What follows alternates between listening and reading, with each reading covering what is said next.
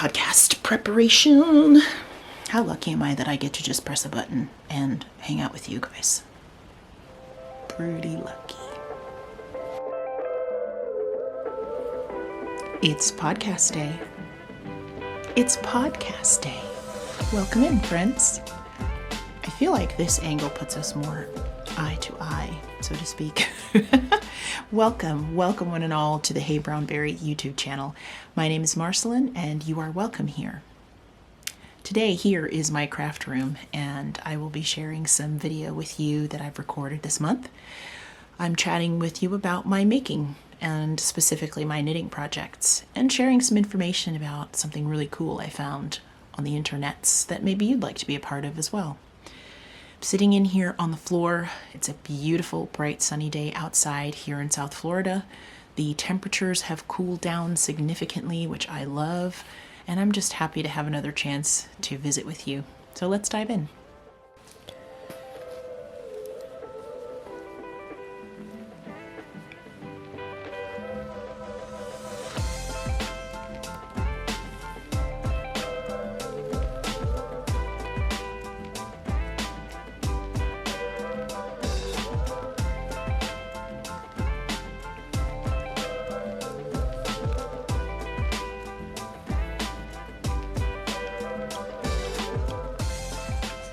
My current project is the All My Favorite Colors wrap, which was published recently, and it was intended to be an Advent project.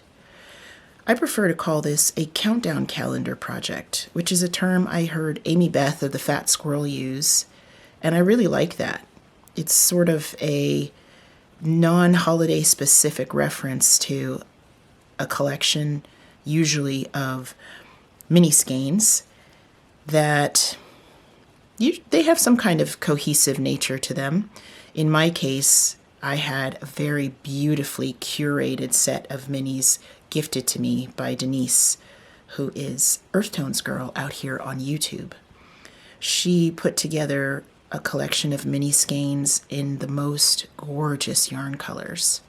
I'll insert some pictures here of the full collection. I recently decided that it would be really nice to put all of these yarns together into a project. They've been hanging around for a while in my full view so that I can enjoy looking at them, but I have to say I'm enjoying working with them even more. The black yarn that I'm using to transition between colors is a deep stash yarn that I've owned for a very long time. In fact, I can't quite remember where I got this yarn from, but it came to mind as something that I could use to supplement yardage in the pattern. The pattern calls for 20-gram minis, and my minis are 10 grams. I so appreciate that Denise gave me smaller quantity minis because she knows I do not like leftovers or scraps, so this makes it easy for me to use them all up. I'm on my third color at this point, and the choice to use the black yarn to supplement that additional 10 grams worth of knitting and the ease of working this pattern, which is done all in garter stitch, is a beautiful combination for this project. Loving it. I'll keep you posted as I go. Are you still working on any of your projects that you begun in the holiday time frame, December-ish or so? Or have you cast on some new things for the new year? You know, I always like to be nosy about what you're working on, so feel free to tell me about that in the comments. I started this project knowing that it would be a very good pick up and put down project. One of my favorite things to have on the go. I don't tend to have too many whips that I'm actively working on at the same time anymore. But right now, having a garment pattern, which is Hadid, and this pattern in my to-be worked pile is perfect. This all knit stitch is great for conference calls at work, sitting and knitting while I watch a show or a podcast. Whereas my garment pattern takes a little bit more thinking. Some calculation, paying attention to stitch repeats and so on. So I love that balance.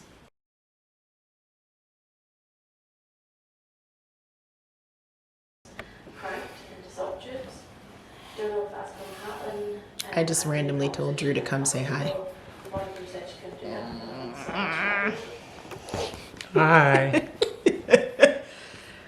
I'm trying to decide if I can do segments of my podcast, which is what I want to do this time around. I want to just record small segments as I go. What you heard in the background was Emma of Woolly Mammoth Fiber Company, who has inspired this thought that I can continue recording throughout a month and just share snippets of things with you. I am still working on my wrap. It's evening, so all lighting and colors are not what they would be in daylight. I got a new set of needle tips.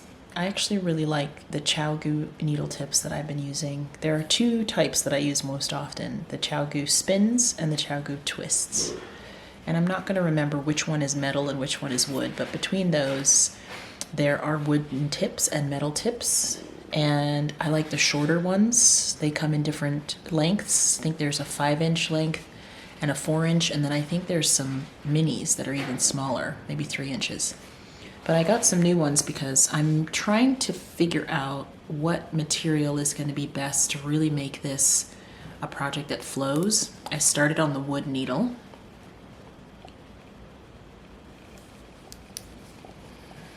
And then I bought short tips in metal. So this is mostly superwash yarn that I'm using up, and it slides pretty well on both, to be honest. I haven't had a lot of trouble with moving the stitches. I'm more thinking about movement of my needle tip, and I'm finding that the metal tips are actually a little more blunt, whereas the wood ones are quite pointy. I mean, these two needles are the same size, but the points are very different.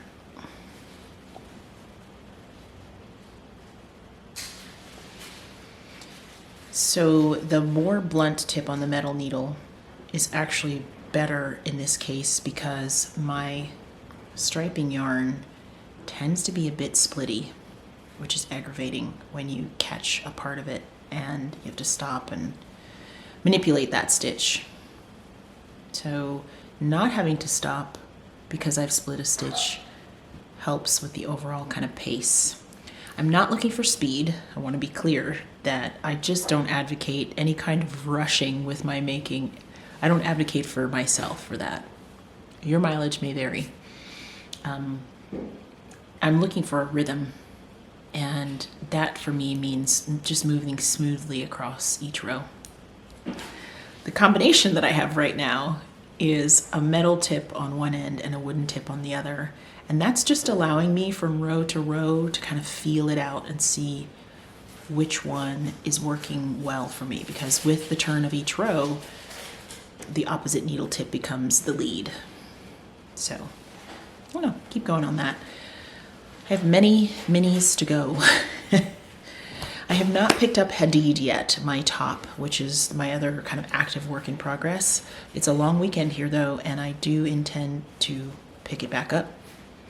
It's living here in this bag that was made a long time ago by Kim, the Crafty Nomad.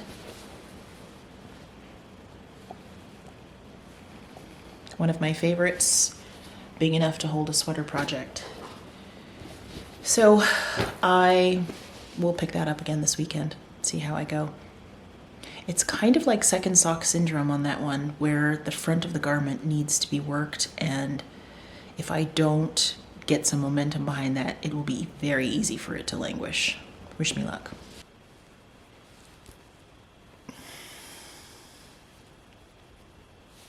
I'm bundled up today a little bit. I have on a shawl that I made out of some handspun. This is the slumber shawl. I'm positive I've worn this on the podcast before. It's a simple feather and fan pattern. It's a Stephen West pattern. And it's made out of some handspun from Middlebrook Fiberworks fiber. And it's really a go-to for me. I love those go-to handmades. The ones that you don't even think about it. It cools down and you reach for it. That's a mark of a good finished object for me. I'm working on Hadid That's the other project that's getting my attention this month. This top is just the kind of wardrobe staple that I think I'll reach for a lot. And I've almost finished the back. There's some subtle increasing in the back at the same time that I'm forming one half of the armhole. Then I will work on the front. I want to give a shout out to a Discord group that I'm in, which is called The Great Stash Down. And it's related to this sweater project because there's conversation in there about being more mindful in acquisitions of fiber and yarn and other things this year. But it's also a place where makers are sharing the things they're working on. And some of us are pulling out older whips, some of us are casting on new projects. And I'm finding a lot of good conversation in there to motivate me to catalog some of what I have. I'm in the middle of logging all of my fiber stash, everything that I have available to me for hand spinning. We're losing the light here, but you can make these out. 3 bags that contain fiber.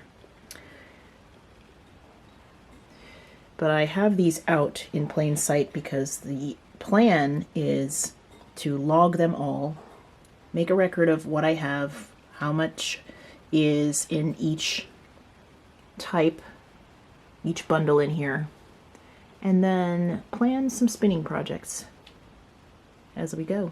And then I'll move on to cataloging my yarn stash. I'm actually sitting on the floor in my craft room because, I don't know, the light was nice and I don't mind sitting on the floor sometimes. It reminds me that here is one of the storage spots for my stash.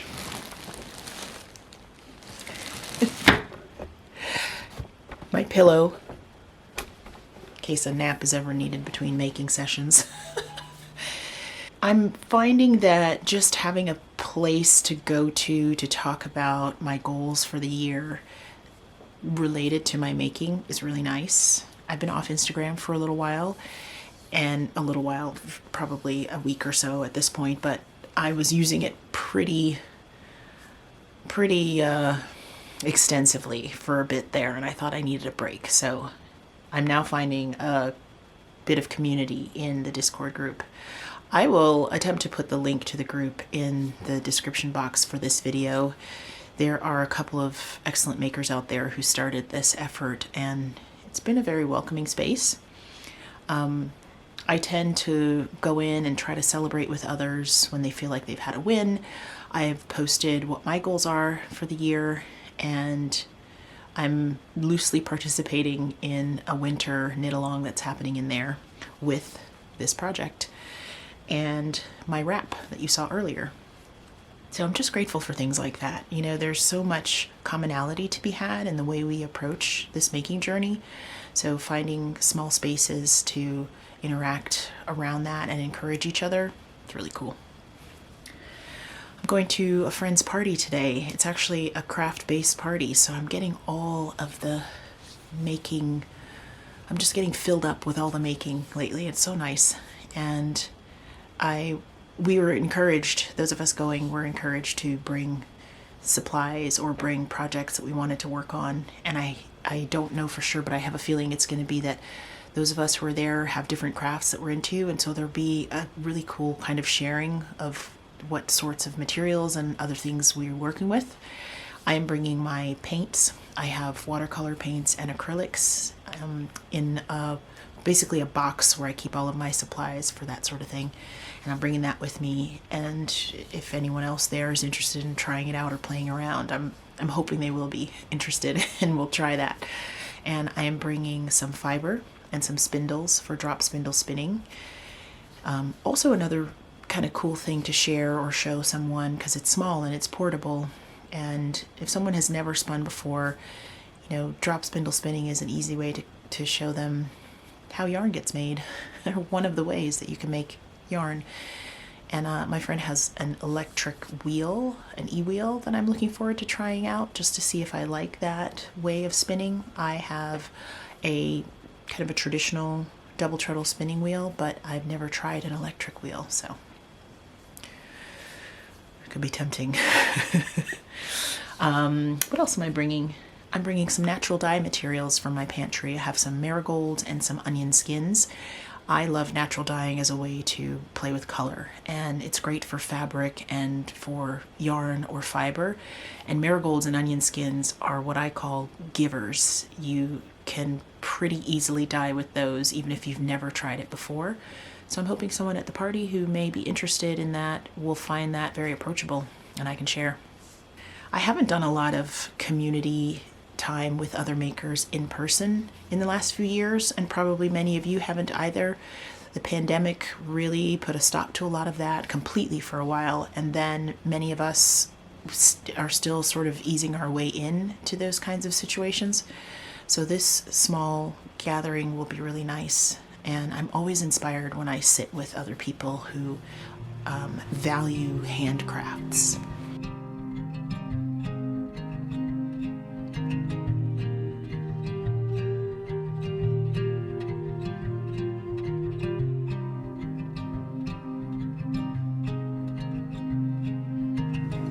I think I'm getting it. Dude, you are. I wasn't even stressed. This is so exciting. Do you like it? Do you like the electric better? I actually really like this. I think this touches the productivity part of my brain. It's like, what? Look at that bobbin already. Yeah. Oh, is it time to move the little hook? Is it like the knitting machine version of spinning? Kinda. Because once you figure out, it's just constant. When you're treadling, there's variety in the fatigue of my legs, in me listening to the conversation, and maybe I'm a little bit, Yeah, that makes sense. Amped up. So yeah, the consistency is pretty appealing.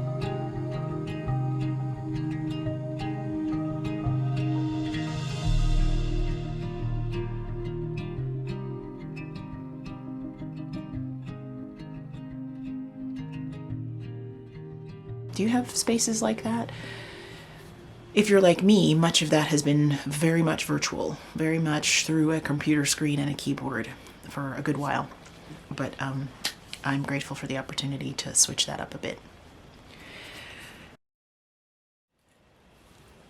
Friends, I'm going to insert this small segment into the podcast at some point, and maybe it will be a little bit disjointed from other things I've talked about, because I'm recording this after what would have been, or what will be, the ending segment of the podcast.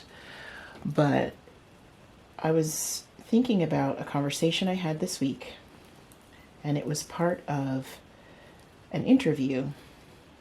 I was being interviewed by Dr. Mia Hobbs, who has a beautiful Instagram account and a podcast called Why I Knit. And Dr. Hobbs was interviewing me as part of a series where she is allowing makers to talk about some of the therapeutic effects of their knitting, the history of their knitting practice, and just kind of reflecting on why they knit.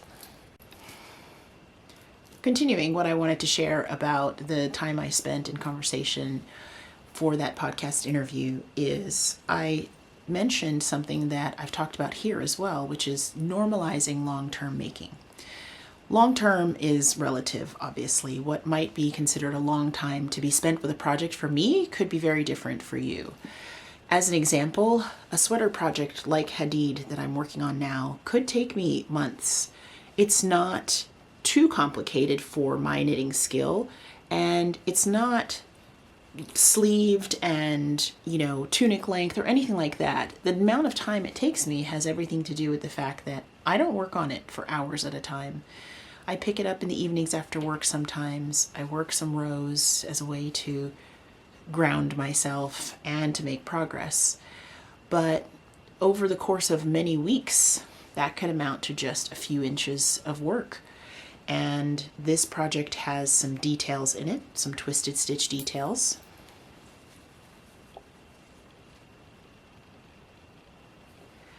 And those are not the quickest to execute. So, and I don't want to rush to them. I'm really talking about normalizing long-term making as a way to be more patient with my projects and therefore more patient with myself.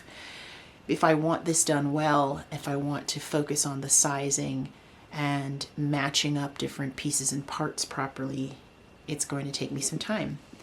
I will admit that part of the time it takes me is also because I often have these natural pause points in a project.